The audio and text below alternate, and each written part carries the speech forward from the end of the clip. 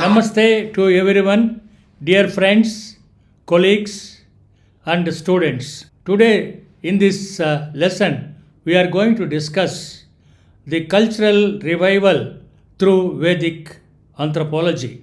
Human civilization has witnessed the rise and fall of numerous cultures, each leaving behind a legacy of values, traditions, and social systems. However, in today's modern world, we are experiencing a cultural crisis, that is, family values are weakening, education has become materialistic, festivals are losing their deeper significance, and justice systems are often detached from ethical foundations. Societies are plagued by rising individualism, environmental degradation, and economic disparities, leading to widespread dissatisfaction and social instability.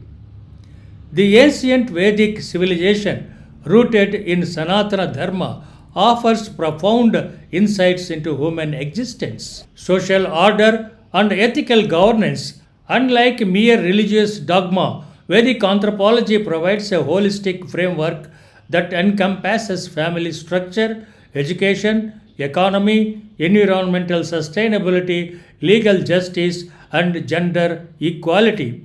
The principles of dharma, cosmic order, and karma form backbone of the system, ensuring that society flourishes in harmony with nature and divine laws. In this discussion, we are going to explore how Vedic anthropology can able to revive cultural values and restore balance in modern society by drawing from the timeless wisdom of the Vedas, Upanishads, Smritis, and Puranas. We will analyze the role of family, ethics, and social stability, the relevance of Vedic education in moral and intellectual development. The relevance of Vedic education in moral and intellectual development, the significance of festivals in promoting unity, and the need for sustainable environmental and economic models. Furthermore, we will discuss the application of Vedic principles in legal systems and gender equality, showing how these concepts can shape a morally upright and culturally enriched society. Reviving Vedic wisdom does not mean rejecting modern advancements. Rather, it calls for integrating traditional values with contemporary progress to build a sustainable and ethical future of humanity. Though this discourse, we will see how cultural revival through Vedic anthropology is not just a theoretical concept but a practical and urgent necessary for today's world. The first one is family and social structure. The Vedic systems upholds grihastha ashrama, that is householder life. As the foundation of social stability, modern breakdown in family values have led to isolation and depression and juvenile delinquency. Restoring family ethics, such as respect for elders, duty toward children, and morality sanctity, can revive strong social bondage. One of the important sloka from Bhagavad Gita 1.40.42 mentions like this: Adharma bhibavat krishnam pradushyanti kulasriyaha srishu dustasu varcheya jayeta varna sankaraha. The meaning of this sloka is, O Krishna, when unrighteousness prevails, women in the family become corrupted and form such a degradation, unwanted progeny, that is, Varna Sankarana, is born. In interpretation, the sloka gives this message: family is the first school. If family values decline, future generations suffer from moral decay and identity crisis. Social harmony and ethics, proper samskaras, that is, rituals and values, ensure the children grow up as responsible citizens. The modern crisis is many societal issues such as juvenile crime, loneliness, and depression stem from neglecting traditional family responsibilities. For instance, the concept of samskara, that is life rights, emphasizes cultural upbringing through education, marriage, and spiritual practices. If reinstated, these practices can nurture well rounded in individuals. One of the sloka from Manusmriti 3.78 emphasizes marital sanctity. The sloka reads like this: Yatyanaryastu pujante ramante tatra devataha yatraitastu na pujante sarvasatrapalaha kriyaha. The meaning of this sloka is where women are honored, divinity flourishes.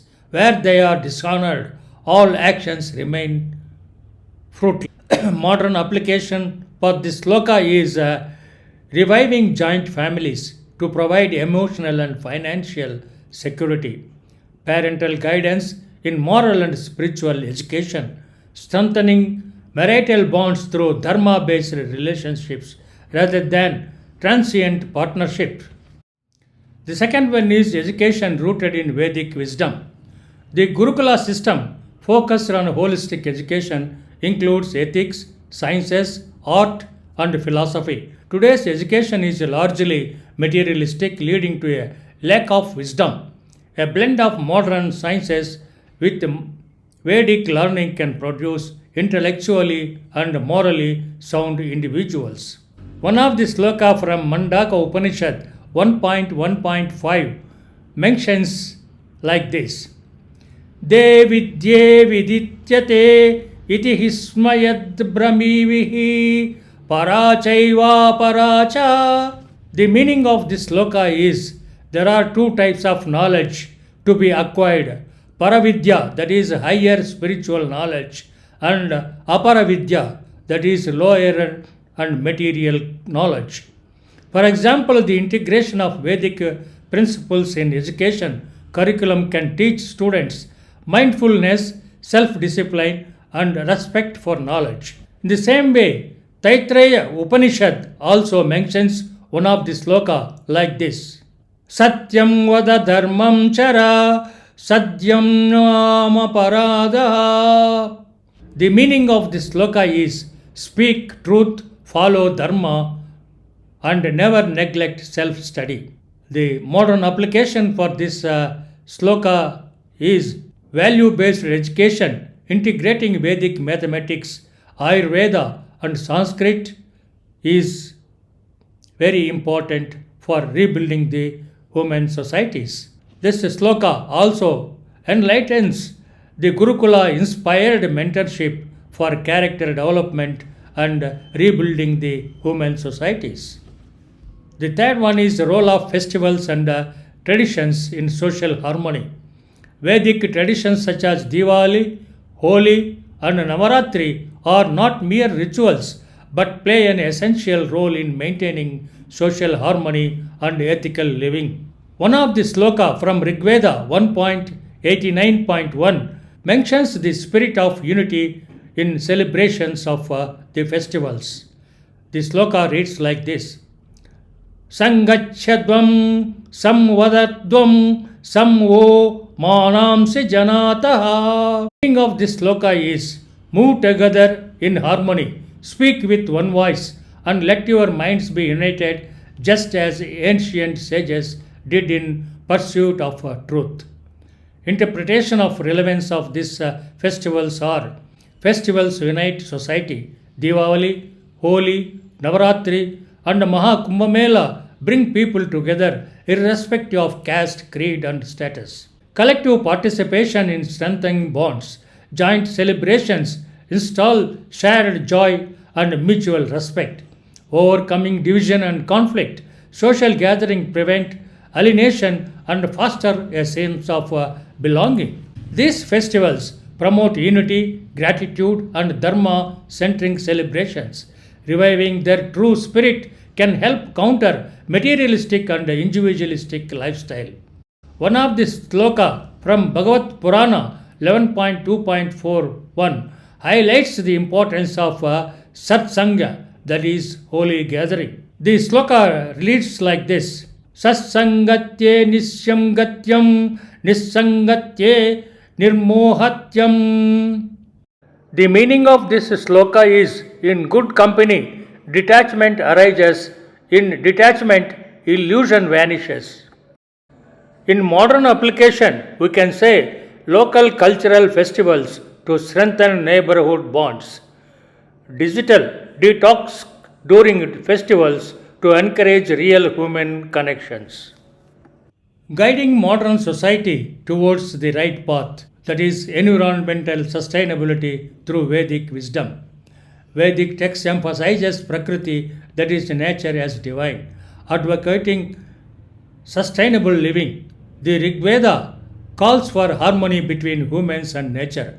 Modern environmental degradation can be addressed by applying Vedic ecology, such as harmony between humans and nature. One of the sloka from Rig Veda mentions like this: Apaha pranita beshajam varudham tanve mama. The meaning of this sloka is, may the waters be filled with medicinal properties and protect our bodies. May we live along and see the radiant sun, hearing divine wisdom. Organic farming techniques from Vishwa Ayurveda, water conservation methods found in ancient texts, sustainable consumption principles inspired by yajna, that is, sacrifice and balance in nature. The ecological crises are deforestation, pollution, and climate change systems from exploitative attitudes towards nature. Vedic texts view Prakriti as a sacred, advocating sustainable coexistence. One of the sloka from Atharva Veda 12.1.1 reverses the earth as the mother. The sloka reads like this: Prudvi Mata Prutvoham Prudvimbyam. The meaning of this sloka is, earth is my mother and I am her son. The verse is from Atharva Veda and emphasizes the deep connection between human and nature, urging respect and care for the environment. Economic justice and Vedic principles.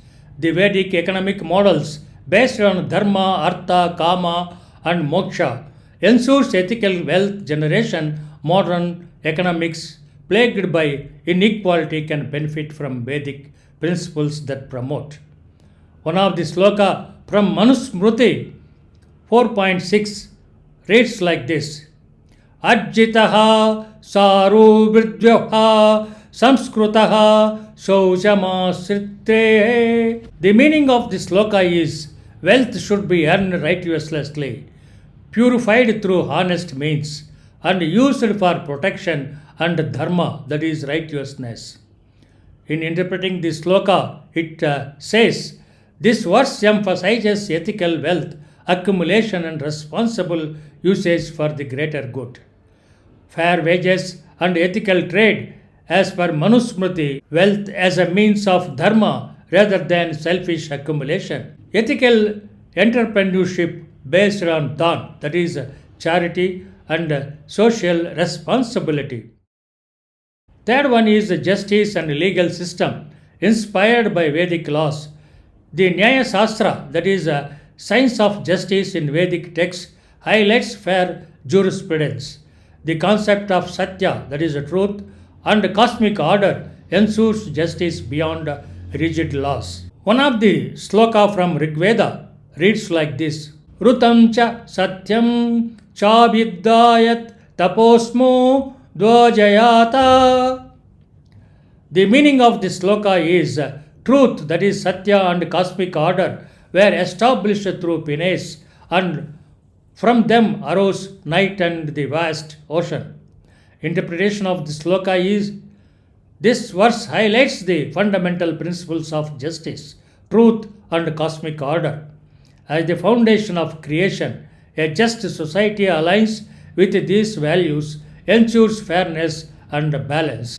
The modern legal system, if infused with Vedic ethics, can ensure fair trials based on dharma, not just punitive measures. Rehabilitation over retribution, aligning with the karma and repentance. Respect for all beings, including animals and nature, in legal framework.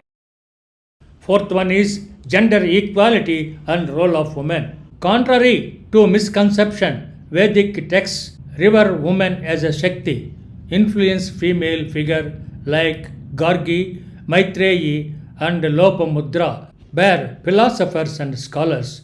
Rigveda, one of the sloka, mentions like this: Samrajne Sure Bhava. The meaning of this sloka is: May you be the queen of your husband's household, the queen of your father in law's house, the queen of your brother in law's house, and the queen of your brother in law house. In interpretation, this sloka says like this: This verse establishes the dignity and authority of women in family and social structure. It emphasizes the role of women as leaders in household affairs and beyond, reflecting the respect according to them in Vedic society. If modern societies recognize these historical precedents, gender equality can be restored beyond mere activism. For instance, the concept of Sri Dharma in Vedic culture emphasizes both responsibility and rights, fostering mutual respect rather than confrontation between genders. Before concluding, let us summarize the discussions which we have made so far from the Vedas, Puranas, and Itihasas. As we have explored throughout the lecture, Vedic anthropology offers a holistic and time tested approach in addressing modern challenges. The decline of family values, environmental crisis, unethical ecosystems, and legal injustice can be traced back to the neglect of fundamental Dharma based principles. The Vedas and allied scriptures provide not just a religious or philosophical guidance, but a structured way of life that ensures harmony within individual families and society as a whole. The Bhagavad Gita, Rigveda, Manusmriti, and Upanishads emphasizes moral responsibility, ethical governance, and sustainable living. They teach us that a strong society is built upon the integrity of its families, the righteousness of its rulers, and the wisdom of its education system. The Gurukula system is once produced not just scholars but leaders of character. Similarly, festivals and traditions were designed to cultivate gratitude, social unity, and devotion rather than becoming mere commercial events.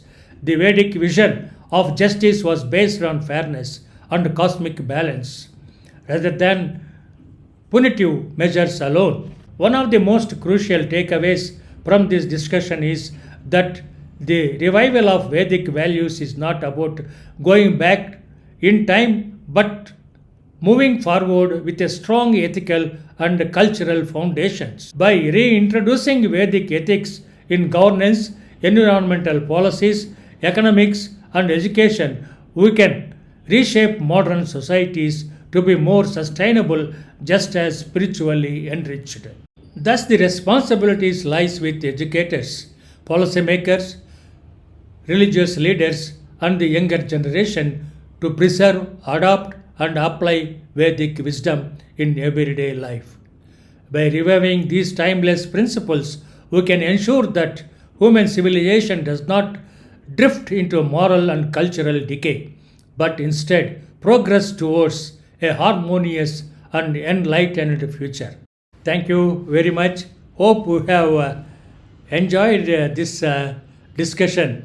Please forward it to your friends, colleagues, and students and group people. Please subscribe this channel to know more about ethnic cultures of India. Hope we will meet you another discussion. Thank you. Thank you very much.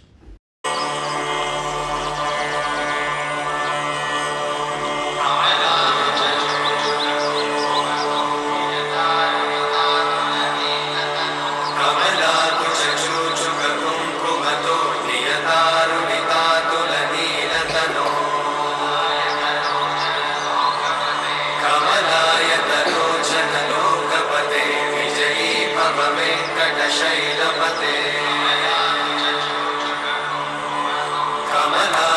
चोर जो